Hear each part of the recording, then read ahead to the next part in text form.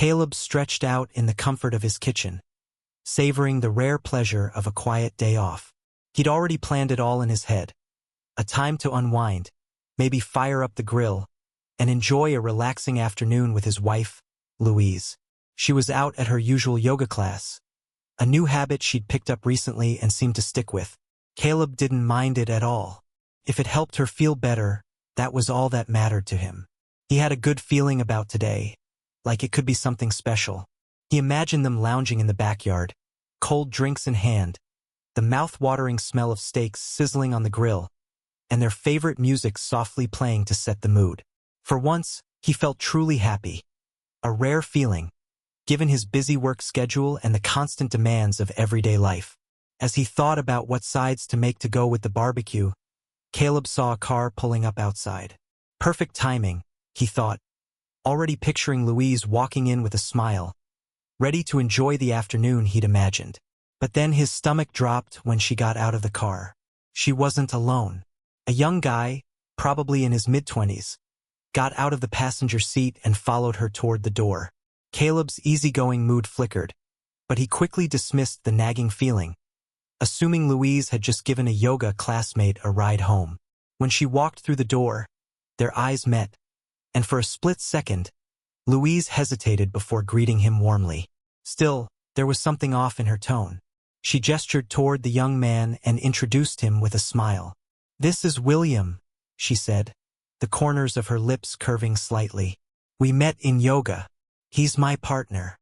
The word hung in the air like a cloud, loaded with unspoken meaning.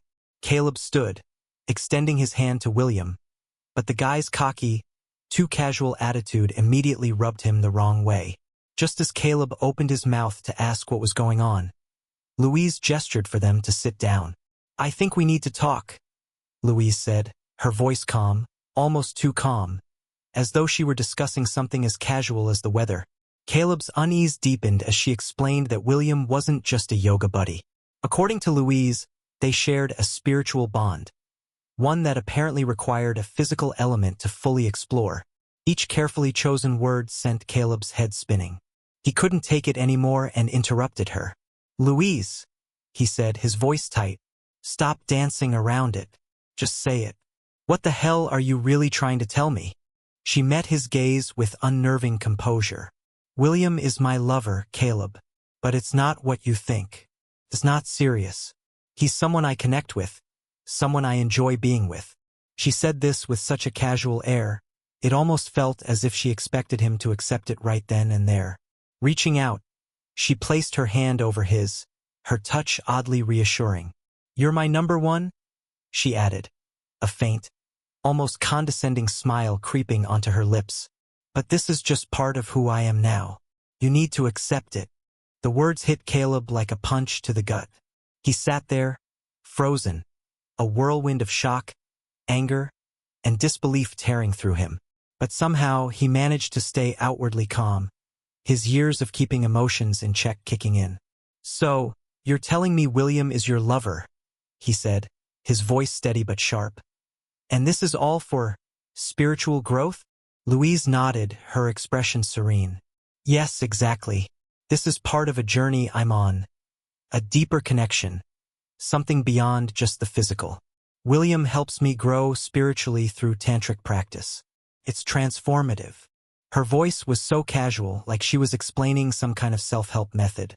Before Caleb could respond, William jumped in, his voice slow and deliberate. "Tantra is about energy and connection," he said, like he had rehearsed it. "Sometimes physical interaction is needed to unlock that energy. It's a form of meditation." Caleb's jaw clenched, his anger barely contained. He took a deep breath, trying to keep himself from losing it. "So, you're telling me you're helping Louise with her energy," he said, his voice laced with sarcasm. "And I'm supposed to just accept that my wife is sharing a close, physical bond with someone else because it's for her spiritual progress?" "Caleb," Louise responded, her tone unervingly patient. "I'm being honest with you, which is why I brought William here. I don't want lies or secrets between us. I want transparency in our marriage." Yes, William and I are physically intimate, but it's about growth, not lust. This is a necessary part of my feminine energy's evolution. William nodded along, almost too eagerly, like a trained dog. Caleb couldn't suppress a bitter laugh. Let me get this straight, he said, his voice dripping with disbelief. By your logic, if I found a woman, brought her home, and said she was part of my spiritual journey, you'd be okay with that? Louise's expression hardened. Caleb, that's not the same thing.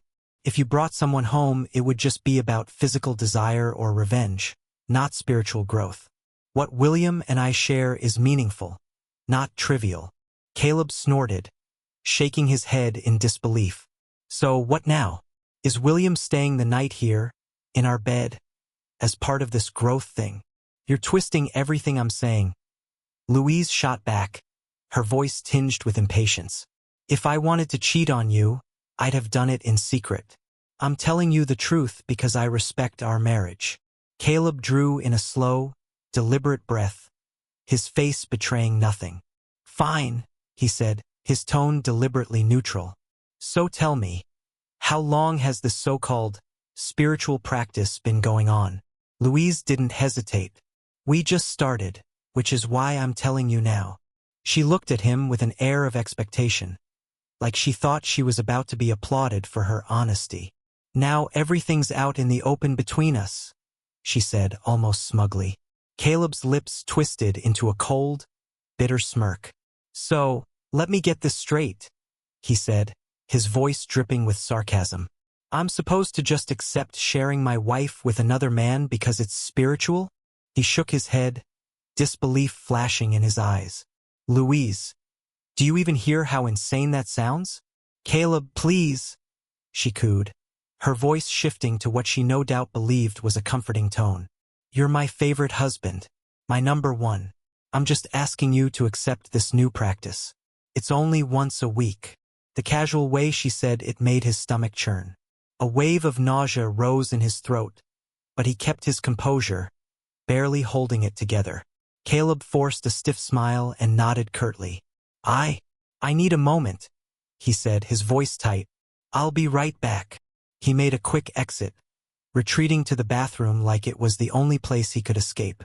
Inside, he splashed cold water on his face, hoping the chill would snap him out of the surreal nightmare unfolding. But when he stared into the mirror, the man looking back at him was a stranger. Angry, betrayed, and disgusted. He gripped the edge of the sink, his knuckles turning white. My God, he thought, his mind racing. She wants me to accept her lover as part of our life. Like this is all just normal? His fists clenched at his sides, fury bubbling beneath the surface. For a split second, the urge to punch the mirror flashed through him, just to release the rage that was clawing at him. But he stopped himself, inhaling sharply. Not yet, he told himself, grounding his emotions. He stared hard at his reflection, and something in him shifted. I can't accept this, but they won't get away with it either. A dark resolve began to take shape in his chest, burning hotter with every second. They thought they could twist love and loyalty into some game? Fine. Let's see how they like the taste of their own medicine. Still trembling with the force of his anger, Caleb rifled through the medicine cabinet, looking for something to calm his nerves. His fingers brushed over a bottle of laxatives. He paused, his eyes narrowing as the idea began to form. A wicked, almost poetic notion that spread through him like wildfire.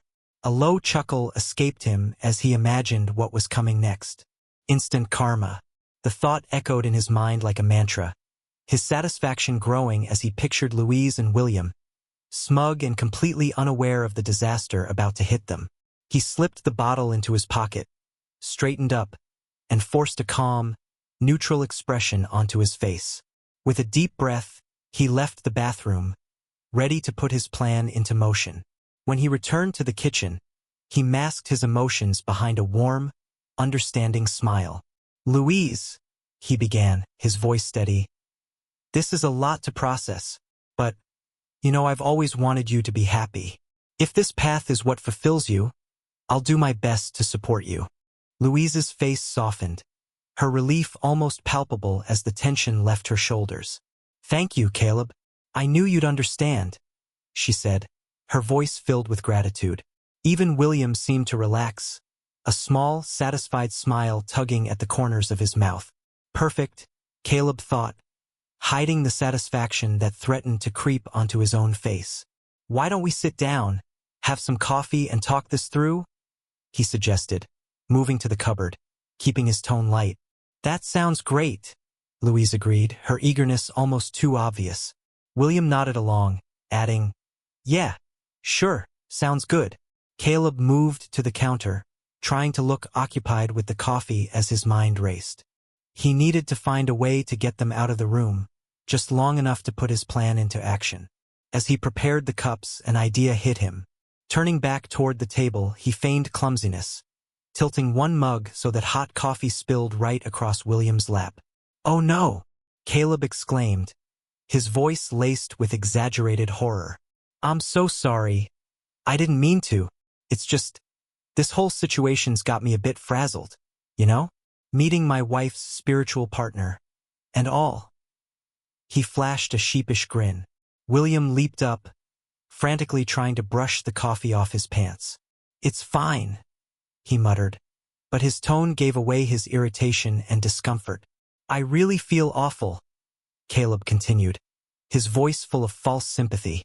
"Why don't you grab a pair of my sweatpants? You shouldn't have to sit around like that." He turned to Louise, throwing her a pleading look. "Can you help him find something in the top drawer of my closet?" Louise didn't hesitate. "Of course. We'll be right back," she said, ushering William down the hall. The moment they disappeared, Caleb's expression hardened.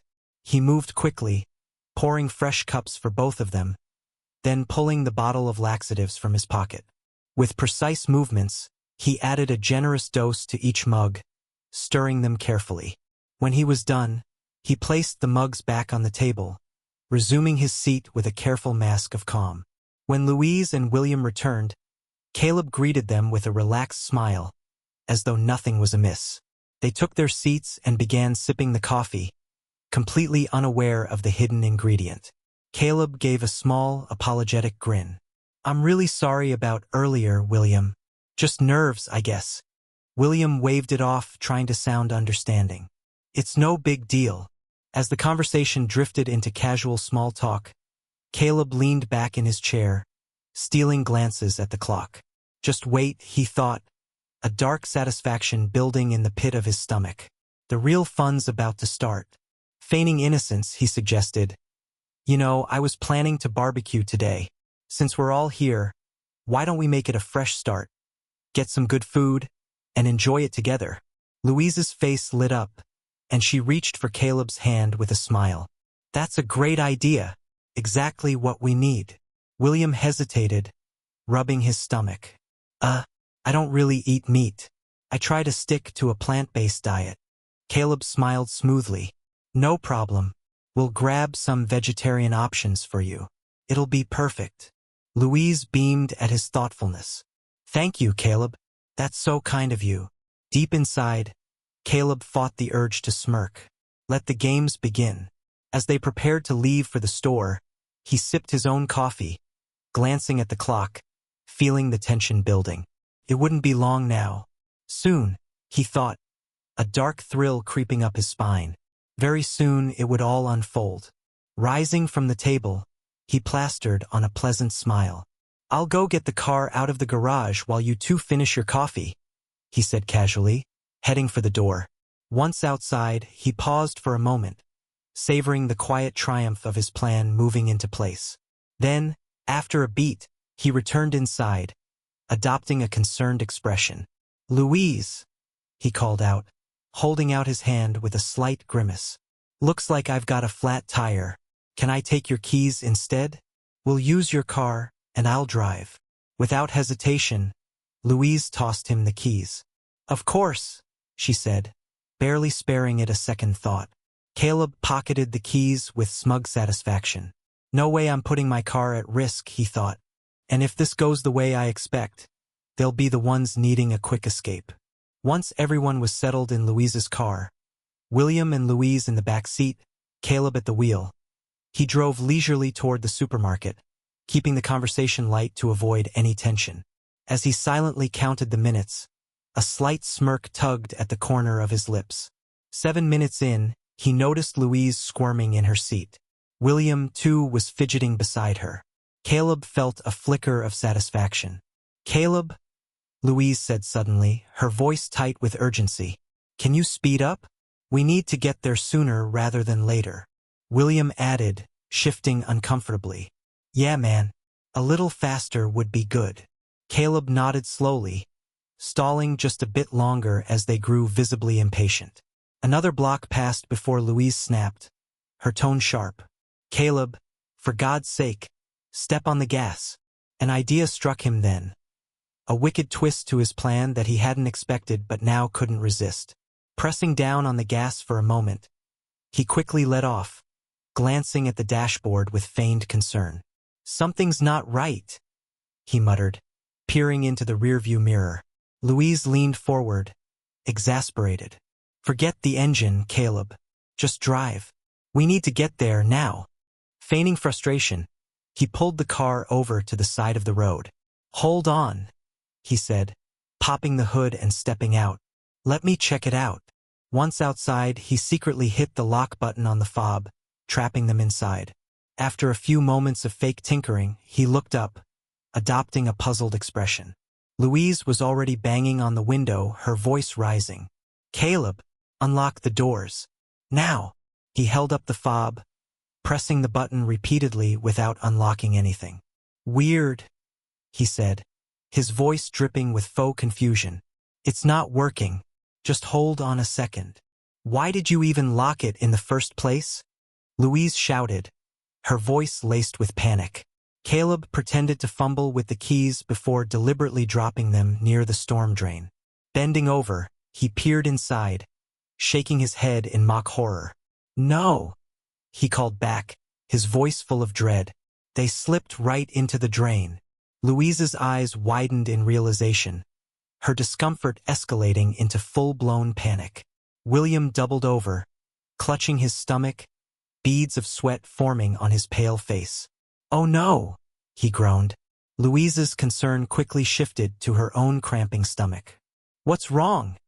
she asked, her face contorting in pain. Caleb stood outside, suppressing a laugh as he watched them squirm in growing distress. "Caleb!" Louise screamed, her voice now frantic. "Open the damn doors!" Feigning innocence, Caleb tilted his head, the picture of calm. "What's the big rush?" he asked, shrugging with exaggerated casualness.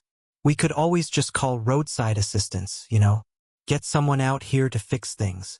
Inside the car, William's face went ghostly pale, his body doubling over in pain. "Caleb!" he shouted, clutching his stomach. "I need a bathroom. Now!" Caleb raised an eyebrow, his tone light and teasing. "Oh, so it's a bathroom emergency?"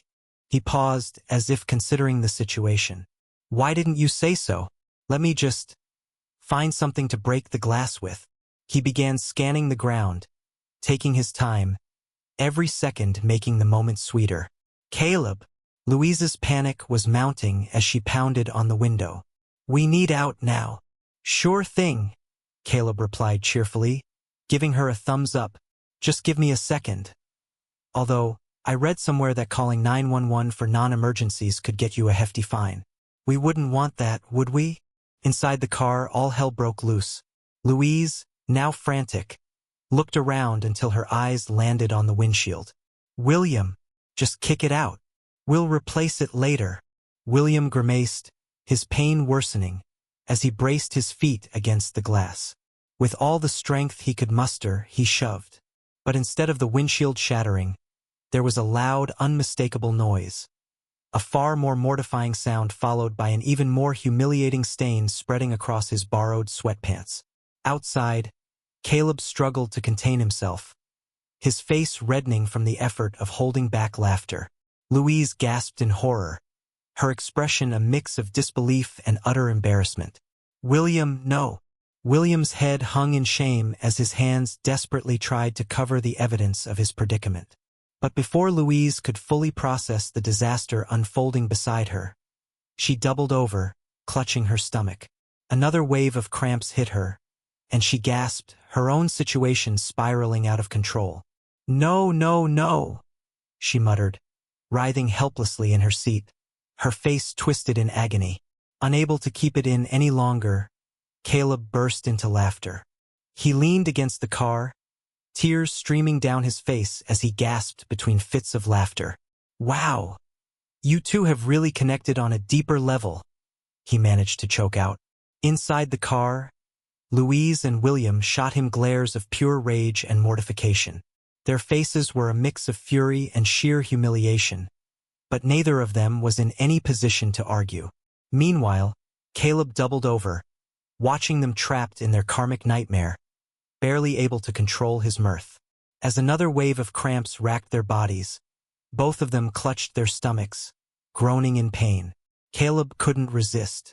"Looks like you two are achieving a whole new level of spiritual connection," he quipped, crossing his arms and feigning admiration.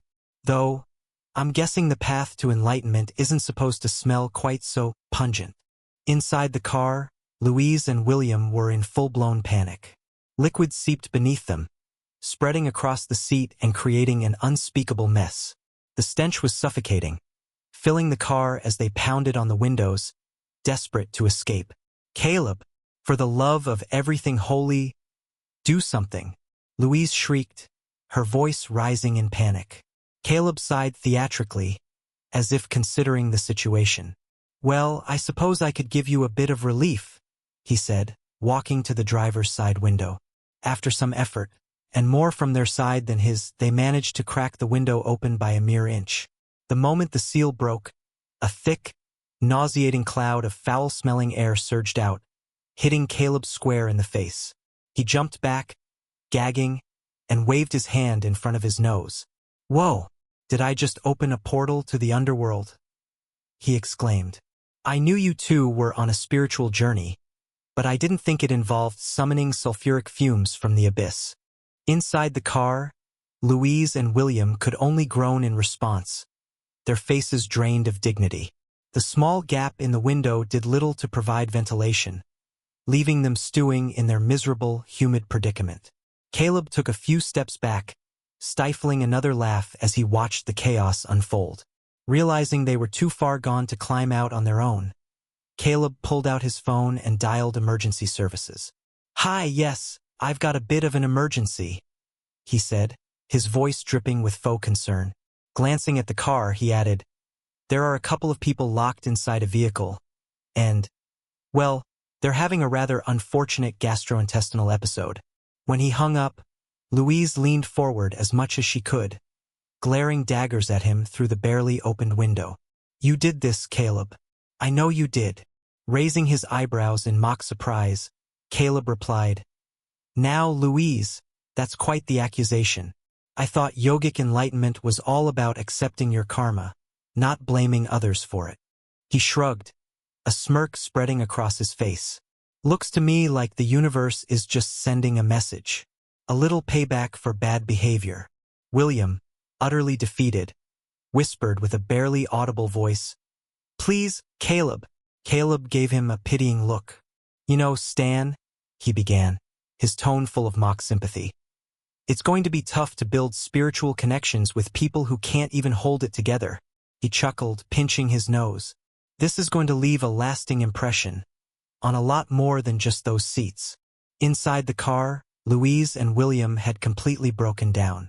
Tears streamed down their faces as they gasped for any breathable air that remained. Clinging to each other in shared misery, they appeared utterly defeated.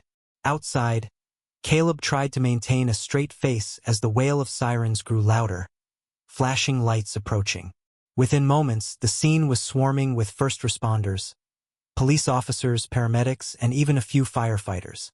One officer approached Caleb, his professional demeanor barely holding as he fought back a grin. "Sir, can you explain what's going on here?" Caleb nodded solemnly, gesturing toward the car. "It's a bit of a situation," he said, feigning helplessness. "I got out of the car, and the lock jammed." Then the keys slipped right into that storm drain. He pointed at the grate with a defeated shrug. And now, well, they're kind of stuck. The officer peered into the car and blinked, taking in the sight of Louise and William.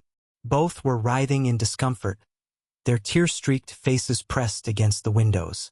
As paramedics and firefighters moved closer, a few quiet snickers escaped despite their best efforts to stay professional. One firefighter muttered under his breath, "Guess it's time to break the glass and ventilate the situation before we lose someone in there." He pulled out a tool to crack the window, but the paramedics nearby were already grimacing and covering their noses. With one decisive whack, the firefighter shattered the glass. Instantly, a wave of noxious air billowed out, forcing everyone to stagger back. One paramedic gagged, nearly retching. "Good Lord, smells like, I don't even want to guess." Caleb stepped back as well, dramatically waving his hand in front of his face. "Looks like they've found an earthly way to hit rock bottom," he said, his grin widening as the first responders exchanged glances, barely able to contain their laughter.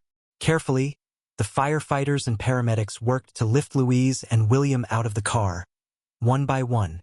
As they gasped for fresh air, their faces showed a mix of relief and utter humiliation. The rescue crew struggled to maintain composure, their smirks poorly hidden. Standing off to the side, Caleb crossed his arms and observed, savoring every karmic second. "Don't worry, Louise," he called out, his voice dripping with mock reassurance. "This is just part of the spiritual journey, right? Growth through suffering, or something like that." Louise and William shot him glares of pure venom, but they were too humiliated to respond. Caleb simply smiled, watching as they were loaded into the ambulance, their mortifying ordeal finally complete. Louise and William were pulled from the car, but the sight that greeted the first responders was far worse than anyone could have anticipated. Both of them were drenched in a revolting, foul-smelling sludge. Their clothes were smeared with streaks of misery, and their faces bore the unmistakable marks of dried tears and utter defeat. As they stumbled out, the responders exchanged glances, their professionalism stretched thin as they struggled to keep straight faces. One paramedic, unable to contain his curiosity, raised an eyebrow and asked, "How on earth did you two get this messy?" William, his face ashen and his body rigid with shame, opened his mouth to speak, but no words came out. He closed it again, his eyes dropping to the ground, avoiding eye contact completely. Louise, her cheeks a deep shade of red, fumbled with her shirt in a futile attempt to cover the mess that had overtaken her. She glanced at the paramedic, her eyes pleading for some kind of understanding, but no explanation seemed sufficient, or even possible. The paramedic shook his head, suppressing a chuckle, and handed Louise a single sanitizing wipe. It was almost comically inadequate for the disaster she was facing, but it was all he could offer in the moment. Louise accepted it reluctantly, her fingers trembling as she wiped at the mess, tears welling up in her eyes once more. As the responders helped load Louise and William into the ambulance, the veneer of professionalism began to crack. Quiet smirks passed between the team, though they did their best to stifle them. Caleb stood at a distance, watching the entire spectacle unfold, his satisfaction barely contained. Pulling out his phone, he dialed a taxi, already preparing for his exit from the scene. Before he climbed into the cab, he glanced back at Louise and William. They could only glare weakly in his direction, exhausted, humiliated, and too drained to offer any real resistance. Caleb's face was the perfect mask of feigned sympathy as he said, "I'd love to stick around, but I really need to clear my head after all of this." He gave them a small, mocking wave and then turned away, disappearing into the night. Once home, Caleb moved with surprising methodical calmness, packing his things with an almost serene efficiency. There was no panic in his movements, no second-guessing, just an odd sense of relief. Breathing deeply, he zipped his suitcase shut, savoring the feeling of having his life in order. Finally, he sat down at his laptop, fingers flying over the keys as he began browsing for the best divorce attorney in town. "This marriage is far too dirty to clean up," he thought, a small, satisfied smile curling at his lips. Caleb wasn't one to seek revenge without a plan, and the consequences were coming for Louise faster than she could imagine. That evening, as the weight of the fiasco began to settle over her like a suffocating blanket, Louise tried calling Caleb. She dialed his number again and again, her hands trembling with a mixture of rage and desperation. But each call went unanswered. The screen of her phone blinked back at her, empty and indifferent, leaving her feeling more and more isolated with each passing second. Caleb's laughter echoed in her mind, cruel and mocking, taunting her as she spiraled between thoughts of revenge and desperate explanations she wished she could make him hear. The next day, still reeling from the catastrophic spiritual experience with William, Louise returned home. No amount of fresh air, no matter how deep she breathed, had been able to wash away the shame that clung to her like a second skin. Determined to confront Caleb, she pulled into the driveway, mentally rehearsing the words she'd use, the arguments she'd make, the excuses she could present. But when she stepped inside the house, a cold lump of dread formed in her stomach. The silence in the air was palpable. The house was eerily empty, too quiet, as though something was missing. She moved through the rooms, one by one, heart sinking with each empty space she encountered. Caleb's things were gone, completely. The closets were stripped bare, the drawers left open, empty. It was as if he had vanished without a trace, leaving only the hollow echo of his absence behind. Her steps faltered as she entered the kitchen, her eyes landing on the counter. There, resting in the center, was a single note. Louise's breath caught in her throat as she recognized Caleb's neat, deliberate handwriting. With shaking hands, she unfolded the paper, her heart pounding with each word she read. "Meet me in court." The message hit her like a punch to the gut. She clutched the paper tightly, her stomach twisting into knots as the reality of what had happened hit her all at once.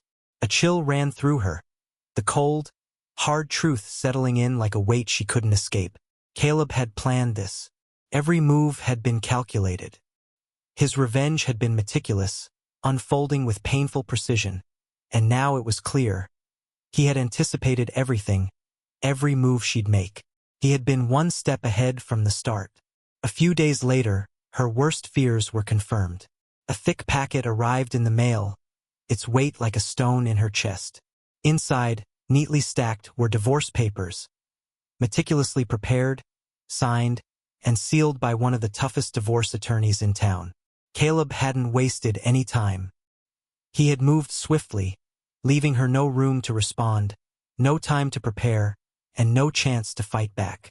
As she flipped through the pages, her hands shaking uncontrollably, it became clear just how thoroughly Caleb had outmaneuvered her. His revenge wasn't petty. It was calculated, deliberate, and devastating in its precision. He had been planning this for longer than she had realized, and now the consequences were laid out before her in cold, unforgiving legalese. The very idea that he had prepared for this moment, waiting for the right time to strike, only made the blow harder to bear. Sitting alone in the cold, empty house, Louise stared at the divorce papers spread out before her. The weight of the situation, the consequences of her actions, began to crush her. Caleb hadn't just left her humiliated. He had left her with this stark reminder: actions have consequences. And now, as she sat in the silence of her own choices, she realized this was her reckoning. It was a reckoning that would haunt her far longer than she could bear, a lesson in humility that she would never forget.